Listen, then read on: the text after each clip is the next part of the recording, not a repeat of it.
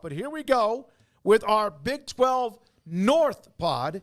And we start with Iowa State. The Cyclones bullied Baylor after a little bit of a surprising start, down 14-3, 14-9, block punt, and the rest is history. They ran for 200 and whatever they wanted amount of yards. Beck made the one mistake near the goal line. Iowa State right there, along with the others that we've mentioned, atop the Big 12, a half game back of Texas Tech. Yeah, Iowa State, who'd you say first? Iowa State. They're playing first. West Virginia this week on the road. Making sure I don't make the mistake again. Iowa State was very impressive to me when they kind of got a handle on the game last week. Baylor had a chance to kind of put them behind the eight ball and didn't do it. And they took advantage of that, just like Houston had a chance the week before and didn't do it. They took the opportunity that the other team wasn't there and just put them away. And they're, when they threw an interception near the goal line, I was like, oh, this is a weird game. This is finally where the bubble pops. No, that was just a bump in the road. They overcame it. They're so well coached. Everything was fantastic, especially in that fourth quarter. And, I'm impressed every single week by them, and West Virginia has their hands full for sure. I mean, Iowa State's a good team. If you want to put them on top of the league right now, that's understandable. I think you can make a case for 3 or 4 teams to all have the number one power ranking or whatever you'd refer to. But I think I'd lean Iowa State as heavy as anybody, save for maybe BYU, just because BYU's played a really good schedule, and I think that just their home field advantage is such a great factor. But it is, and as we saw with the whiteout on Saturday, one for Iowa State as well. They have a great home crowd that was rabid, and just needed them to get past that slow start to really create more problems for Baylor, which that game ended up being a big problem. Went from valiant comeback attempt or a valiant upset attempt to a blowout by the end of it, a game that didn't feel like it was ever all that close. And I've seen people like, everybody expected Baylor to lose to Iowa State? Why is everybody reacting so harsh? It's like, well, because it went from a close game to a 3-touchdown blowout by the end of it. So it leaves a bad taste in your mouth that you weren't even competitive after all of that. Iowa State's probably just that much better than them. I don't know how much better they are than everybody else, but I think they're really good. I think they have a chance to flirt with that first ever 10-win season. I think they're a great bet to place right now to win the Big 12. And I just think they have to be really careful going into Morgantown, because West Virginia is coming off that win and does have a little bit of confidence. And, they got some talent, and it's the Big 12, so nobody's that much better than really anybody on any given week, and especially on the road. So you won't have that massive whiteout crowd and all of that. I think it's treacherous territory, a little minefield to walk. I think they can do it successfully, but yeah, you need to be on your P's and Q's walking into Morgantown with West Virginia, have a little bit of confidence. I'd still take Iowa State to win this game, but I like where they are. There's a lot to like, and the fact that they've been able to beat Iowa and then to take care of the rest of their games with all the injuries that they've dealt with at times, at linebacker, on the O-line, and having a lack of a run game, really, for the most part, I think is just all very encouraging. So to see Jalen Jackson have a big game is a big deal last week. If you get Sama up and running with those great receivers, there's a lot to like about Iowa State. There is. And so they're in a good spot. But, yeah, you got to be careful walking into Morgantown on a Saturday night as well, should add. So that adds a little element to it on top of just playing on the road. Their opening drive of the game, which I just went back and I was watching this, and they went 13 plays, 59 yards, and took 6 minutes off the clock to start the game. But then on 4th and 1, Sama the third was dropped for a loss. They had 3 drives the entire day that did not end up in scores. Exactly. It was the 4th and short that they got stopped. It was the interception on like the 5-yard line right before halftime. They were going to score again. Yep. And then it was kneeling out the clock. Yep. So one was an interception where they were going to score, at least a field goal, probably a touchdown, running out the clock. So there was the 4th down stop was really the big stop of the offense. 59-yard drive, 6 minutes. This is what they do. They don't change their colors when they get themselves down 14-3, which teams can panic. 7 plays ended up in a field goal. 8 plays ended up in a field goal. 5 plays, 84 yards. This is what they do. 6 plays, 75 yards. 13 plays, 80 yards. They just eventually, they just keep hitting you. And it kind of reminds me of a lot when Utah's rolling the way they can play, that they have that they don't blink, they don't panic, and they ended up coasting, as Craig mentioned, and on the road now in Morgantown against West Virginia. Now, also from the north, as we do our pod with K-State, hey, man, I can't wait to watch this game late Saturday night, ESPN against Colorado, and a pretty good team right now on what the Buffaloes are doing. Yeah, I like the way you're doing it. You probably should lead with the best teams get the first mentions, from each pod. So we start with them. And so I think, Iowa State deserving to start off. And then I say K-State certainly the number 2 in that pod. And, I think this game in Colorado is it's very intriguing. I don't quite know what to expect other than a lot of points to be scored.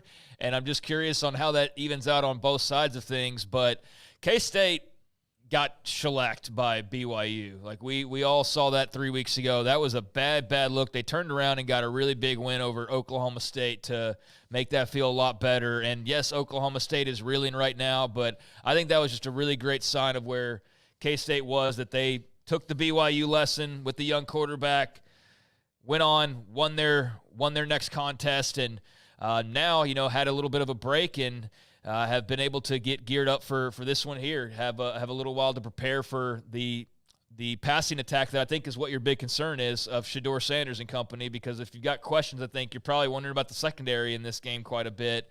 I feel like you think you're going to be able to score, although Colorado's defense, the way they're playing and being a heavy run game, like something's going to have to give there, and Avery Johnson's going to have to throw it around a little bit. Now, he looked good the last time we saw him. He had a much better performance than he did in Provo, which shakes most people, much less a young quarterback. So that was a big learning lesson. I think they, again, pivoted well off of that, got a win, got a break, and they're right there in the mix. I think that there's obviously some things that need to continue to get better, but they're about where I thought they would be. I just did not foresee them getting demolished by BYU a couple weeks ago. But beyond that, it's the ups and downs of having a young quarterback, but they're very, very talented, across the board. Yeah, and each game that he plays, he seems to fix a little issue a little bit more and a little bit more. So I'd rather be playing them in the middle season, Kansas State, than I would be at the end of the season, because I feel like they're going to just keep getting better.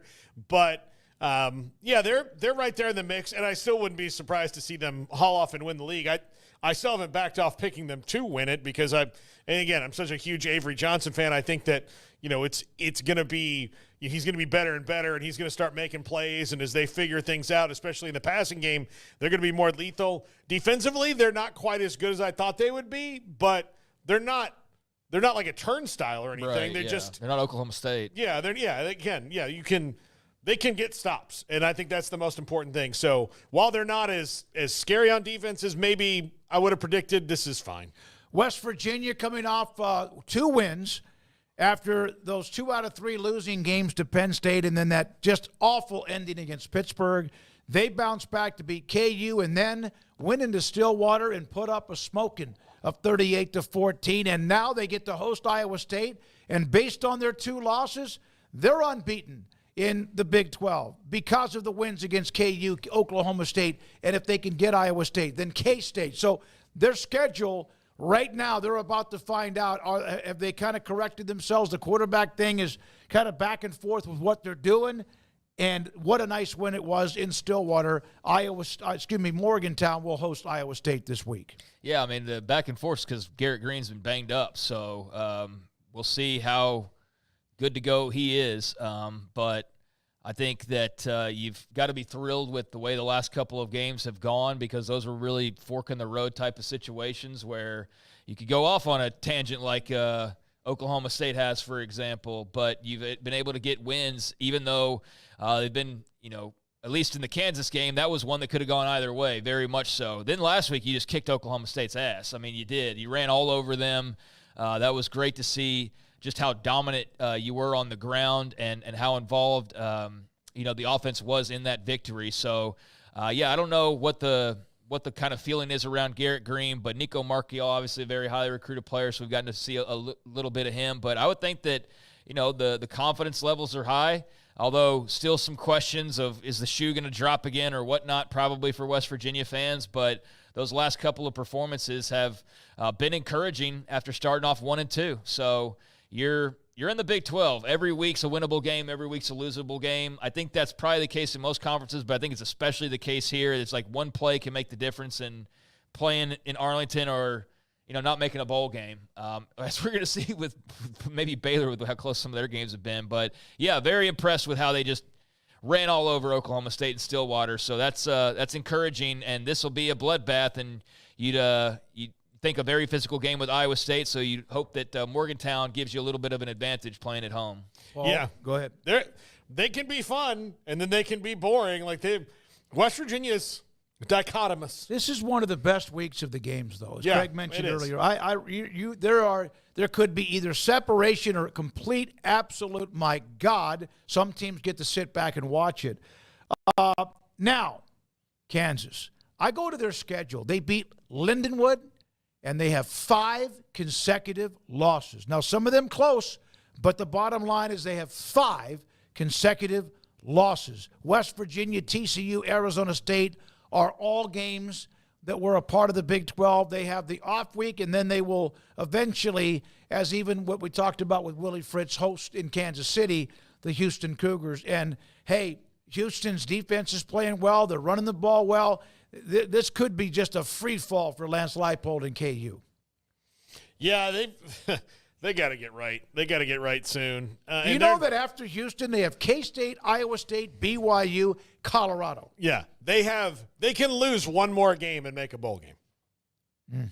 And, I think they're capable of doing it with some of the talent they have on the team, but they're just, everything's off kilter. You are who your record says you are. Yeah, everything's off kilter right now with them. Now, Jalen Daniels, I think, played his best game last week, and they still lost.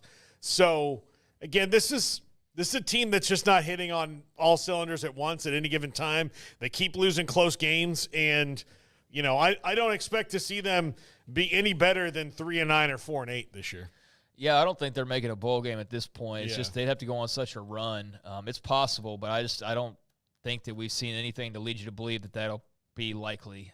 So that's obviously very disappointing because on paper this was a very manageable schedule. Of course, that always changes, and BYU, for example, ends up a lot better than you thought when you were initially projecting it. So, yeah, schedule that looked manageable suddenly looks a lot tougher because of the way some teams have showed up. But I thought that you had to be encouraged by Jalen Daniels, right? As much as there's been a lot of conversation about him and just sort of, where he is in terms of being the player that we knew him to be and projected would be coming back, he's not been that guy for the most part, and I think you finally saw some signs of life there in that regard against Arizona State. So a game that I know I watched the majority of. I don't know how many people did otherwise, but it was a very tight, competitive game, and I think Kansas is good enough to play with anybody, but they're just not good enough to get over that hump. They just don't know how to win yet, and I don't know if they'll learn that, before the season's up. But 5 straight losses, I thought you could really throw in the towel, but they lost by 6 to Illinois. At Illinois, they lost by 3 to UNLV. Oh, yeah. Pretty good UNLV team. We didn't know they were going to be that good. 4 to West Virginia.